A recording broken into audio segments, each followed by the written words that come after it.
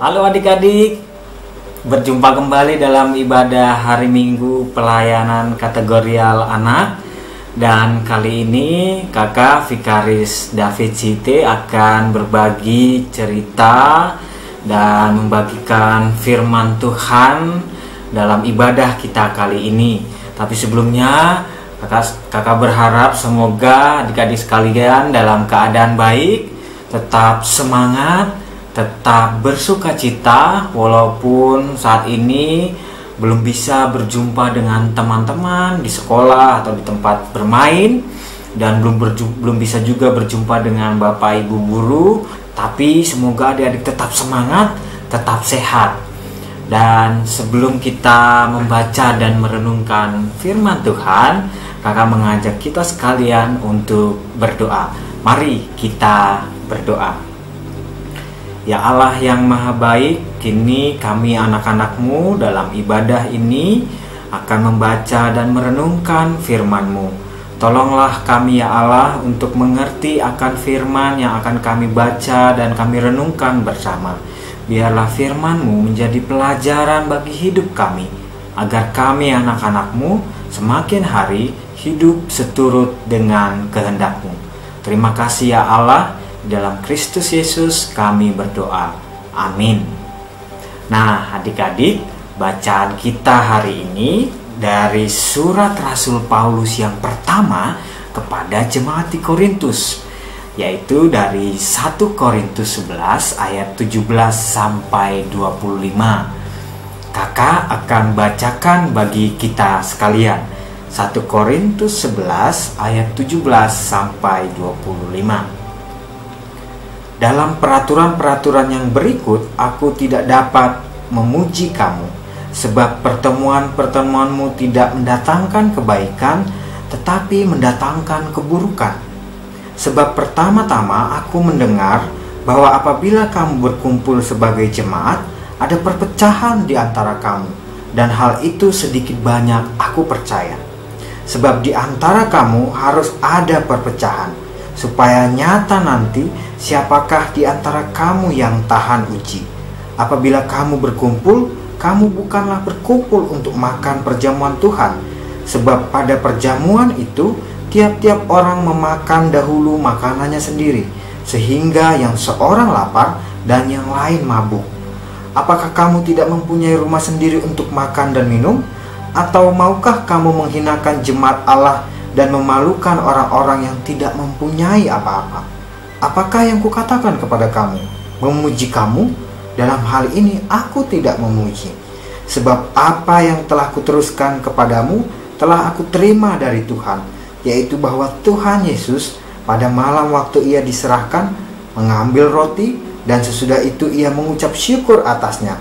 Ia memecah-mecahkannya dan berkata, "Inilah tubuhku yang diserahkan bagi kamu. Perbuatlah ini menjadi peringatan akan aku."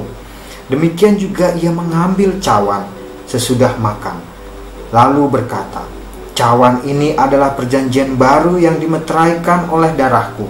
Perbuatlah ini setiap kali kamu meminumnya, menjadi peringatan akan aku." Demikianlah pembacaan Alkitab.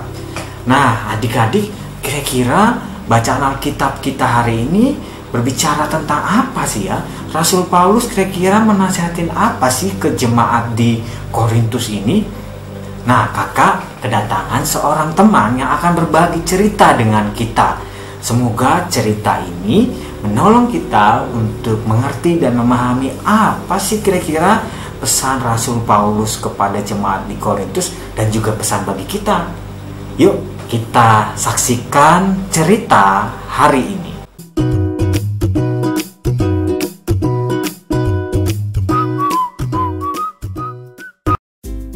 Kak David, kok cuma wajahku yang kelihatan Kak David? Aduh, munduran dikit dong Ekle. Nah, kelihatan nih kan kita bersama. Nah teman-teman, kakak sudah bersama dengan teman kakak yang kayaknya kamu kenalan sendiri deh sama teman-teman di rumah. Soalnya tadi udah maju-maju. Oh, halo teman-teman semuanya, aku Ekle. Hari ini aku dengan Kak David akan bercerita tentang apa? Nah, kita akan cerita tentang nasihat Rasul Paulus ke jemaat di Korintus. Ya, tentang nasihat Rasul Paulus ke jemaat di Korintus. Nasihatnya adalah apa? Kamu belum kakak bilang nasihatnya apa? Udah mau jelasin ke teman-teman di rumah. Jadi gini Ekle, Rasul Paulus itu menasihatkan jemaat di Korintus supaya mereka punya semangat berbagi dan berbela rasa. Ya, itu maksudnya kak. Jemaat di Korintus itu supaya semangat berbagi dan berbela rasa. Kamu tahu nggak arti berbagi dan berbela rasa? Nggak tahu kak. Nah, itu dia, berbagi dan berbela rasa itu maksudnya begini, dengerin baik-baik ya, tenang, jangan maju-maju. Jadi berbagi dan berbela rasa itu maksudnya begini, Rasul Paulus sebenarnya sedih melihat jemaat di Korintus ternyata ada yang serakah. Kamu tahu nggak serakah? Serakah itu orang yang suka mementingkan kepentingan sendiri ya kak, yang lebih mementingkan kepentingan sendiri gitu kak. Ya, dia lebih mementingkan kepentingan sendiri. Misalnya ada makanan, dia ambil semuanya untungnya, atau diambil banyak-banyak, terus dia nggak peduli dengan yang lain itu. Nah, Rasul Paulus juga sedih, ternyata ada orang-orang yang pada akhirnya terlupakan itu artinya dia tidak mendapat bagian, terus dia lapar dan dia kesusahan akhirnya, begitu Ekle. Oh, jadi Rasul Paulus sebenarnya sedih karena ada orang yang akhirnya lapar dan tidak diperhatikan, gitu kak? Ya betul, ada yang lapar tidak diperhatikan. Contoh sederhananya, sebenarnya Paulus mengatakan begini Ekle, Rasul Paulus itu pengen supaya jemaat mulai memperhatikan bahwa mereka setelah perjamuan itu diajak untuk punya semangat berbagi dan berbela rasa. Berbagi dan berbela rasa itu maksudnya mereka memperhatikan orang yang susah, memperhatikan mereka yang kesulitan, mereka punya kepedulian kepada jemaat satu sama lain. Jadi tidak boleh mementingkan kepentingan sendiri. Kira-kira punya cerita tentang perhatian atau kepedulian gitu nggak? Ada kok, ada. Waktu itu mama pernah cerita apa? Ekle waktu itu kan mau sekolah, terus mama cerita, dibilang mama, Ekle nanti kalau di sekolah ada teman-teman yang misalnya nggak jajan atau Ekle ada makanan, Ekle bagi-bagi ya, apalagi kalau ada teman yang nggak punya jajan, gitu kak. Nah, itu contoh yang baik Ekle. Maksudnya berbagi itu adalah kita nggak hanya mau senang sendiri, kita nggak hanya mau makan sendiri. Misalnya Ekle ada makanan, terus ada teman yang kelihatannya nggak ada makanan, Ekle mau berbagi. Apalagi kalau ada yang minta, Ekle dengan senang hati mau berbagi. Itu salah satu harapan Paulus. Ekle sudah bagus kok, misalnya punya semangat mau berbagi dan peduli. Terus Ekle kira-kira punya tabungan nggak di rumah? Punya kok, punya. Nah, tabungan juga bisa. Ekle bisa nanti tabungan itu sebagian untuk membeli apa yang Ekle mau, apa yang Ekle suka, dan sebagian lagi kalau Ekle bisa sumbangkan juga ke orang-orang yang membutuhkan. Oh begitu ya kak? Iya, itu lebih baik. Dan Paulus mengharapkan hal seperti itu dari orang-orang di sekitar pada saat itu, supaya dia tidak mementingkan kepentingan sendiri, mereka peduli kepada orang lain. Oh begitu kak. Jadi maksudnya supaya Ekle juga peduli mengasihi orang-orang di sekitar Ekle, termasuk orang-orang yang susah, orang-orang yang kesulitan, begitu ya kak? Nah benar, Dan yang terpenting, pesan Rasul Paulus itu sebenarnya juga menggerakkan orang-orang di sekitar pada saat itu supaya jangan hanya setelah perjamuan mereka lupa tugas dan tanggung jawab mereka untuk perhatian kepada orang-orang di luar sana yang kesulitan. Dan kalau mereka sudah perhatian nih, mereka sudah saling mengasihi di dalam gereja, di lingkungan mereka sendiri, mereka diajak untuk juga peduli di lingkungan di luar mereka. Kira-kira begitu, Oh, tahu. Jadi maksudnya Rasul Paulus pengen supaya misalnya nih kak ya cerita. Diminta untuk perhatian, peduli sama kakak, adik, papa, mama. Terus juga diminta perhatian, peduli, mengasihi juga orang-orang di luar sana, entahkah itu teman-teman sekolah, teman-teman di gereja. Begitu ya kak? Cerdas begitu. Senang, sudah paham sekarang. Begitu, kita diajak untuk peduli dan memperhatikan orang-orang di sekitar kita, mulai dari keluarga kita, keluarga dan juga orang-orang di luar, terlebih mereka yang kesusahan. Begitu kira-kira Oke kak, sudah mengerti. Makasih ya kak. Nah, begitu ya teman-teman. Sudah selesai ceritanya kak. Ya, cerita hari ini cukup sampai di sini ya tapi mau kasih pesan satu kak sama teman-teman. Apa itu sebelum kita tutup?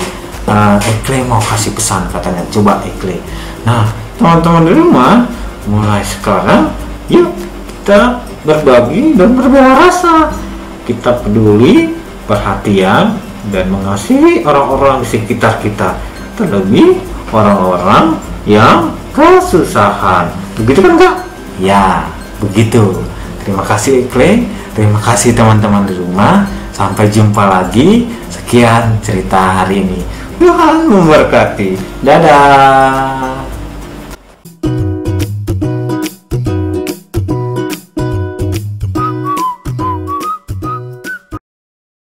Nah, adik-adik, kita sudah selesai mendengarkan cerita tadi bersama dengan teman kakak, dan semoga cerita tadi juga bermanfaat bagi adik-adik sekalian di rumah. Dan mari kita tutup cerita dan pembacaan firman Tuhan tadi dalam doa. Mari kita berdoa. Ya Allah yang Maha Baik, kami bersyukur karena kami diajarkan untuk senantiasa peduli, memperhatikan mereka yang susah, yang kelaparan, mereka yang menderita, mereka yang tidak diperhatikan. Tolonglah kami ya Allah untuk punya semangat berbagi, peduli, dan berbela rasa. Biarlah juga kami tidak mementingkan kepentingan sendiri dan senantiasa mengasihi, memperhatikan orang lain, mulai dari kakak, adik, papa, mama, saudara-saudara kami, dan juga orang-orang di sekitar kami, teman-teman di sekolah, ataupun orang-orang yang memiliki kesulitan atau yang memiliki kebutuhan untuk diperhatikan. Tolonglah kami ya Allah, agar kami juga senantiasa mengingat kami punya tugas untuk berbagi kebaikan dimanapun kami berada. Ya Bapa, kami juga berdoa untuk situasi saat ini di mana kami terbatas, tidak boleh keluar rumah, belum boleh hadir di sekolah berjumpa dengan teman-teman karena situasi pandemi virus COVID-19. Ya Tuhan, kiranya segala upaya penanganan dapat berjalan dengan baik, dan biarlah juga segala permasalahan, segala kesulitan ini segera berlalu, dan kami dapat segera berjumpa satu dengan yang lainnya bersama dengan teman-teman, sanak saudara dalam kehidupan sehari-hari kami. Kami juga mau berdoa ya Tuhan bagi gereja kami, GPIB Eklesia. Engkau berkati setiap rencana, karya, dan pelayanan. Engkau berkati orang-orang yang berkarya di gerejamu ini, pendeta, karyawan, juga presbiter, dan setiap orang yang memperhatikan. Biarlah gerejamu juga terus bersaksi dan melayani, terlebih dalam situasi pandemik saat ini. Tuntunlah juga setiap orang yang bekerja mempersiapkan ibadah, baik itu ibadah kategorial maupun ibadah umum. Engkau berkati mereka, Engkau jagai mereka agar senantiasa sehat dan juga semangat untuk melayani. Ya Bapa, kami berdoa juga bagi saudara-saudara kami yang mungkin saat ini sedang sakit dalam kelemahan tubuh. Engkau berkati mereka, Engkau pulihkan mereka. Biarlah juga sanak saudara yang memperhatikan dan merawat, Engkau berikan kekuatan. Ya Bapa, ada banyak harapan dan doa kami, semuanya kami serahkan ke dalam tangan-Mu, sebab Engkaulah pemilik kehidupan kami. Jagai dan lindungi kami selalu ya Bapa, sebab kami percaya Engkau adalah Tuhan dan Juru Selamat kami. Dalam Kristus Yesus kami berdoa. Amin. Sekian adik-adik, selamat hari Minggu. Tetap jaga kesehatan, tetap semangat belajar, dan jangan lupa sesuai dengan pesan hari ini, kalau masih ingat Ekle tadi, mari semangat berbagi dan peduli. Kita mulai dari keluarga kita, dari kakak, dari adik, dari papa, mama. Kita peduli satu dengan yang lain, dan kemudian kita juga peduli dengan orang-orang yang kesusahan. Sampai jumpa, Tuhan memberkati kita sekalian. Dadah.